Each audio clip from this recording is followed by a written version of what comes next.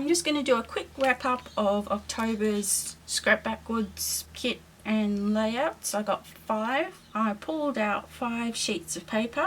I would have been happy with 4 because they were going to be background sheets only, but the theme of the kit was basically the too hard basket, so I put in all kinds of things in the kit that I found kind of too hard to work with. The 5th paper was one of those, and I thought if I could get a bonus layout or even use it as layers on a layout, that would be great. And besides those backgrounds, I could only pull from the scrap box, which I did. That was fine. I succeeded there. So I'll show you what I've got left and I'll show you the layouts. These are the 3 sticker sheets,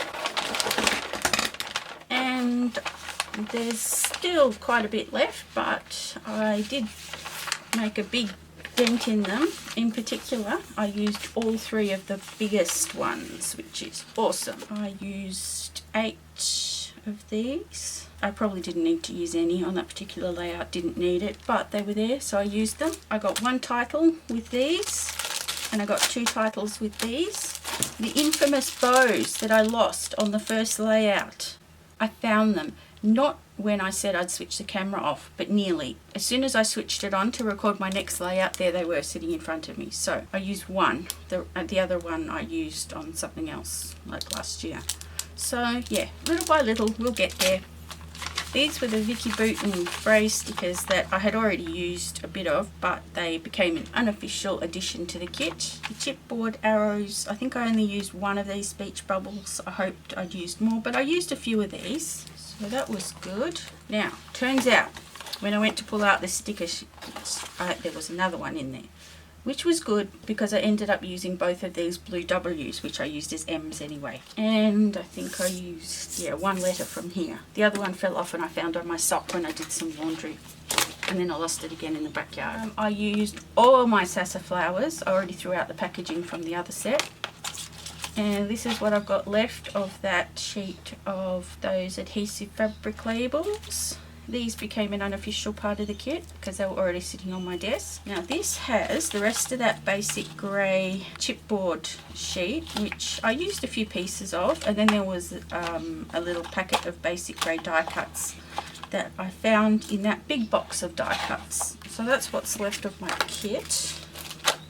I'm not sure if I've forgotten something because I don't actually remember everything that I put in there. For the cat layouts, I did pull in my cat embellies, but that's not really cheating. See, I found my bow. Very excited. So this was May I Scrap Lift You. I have a process video for this.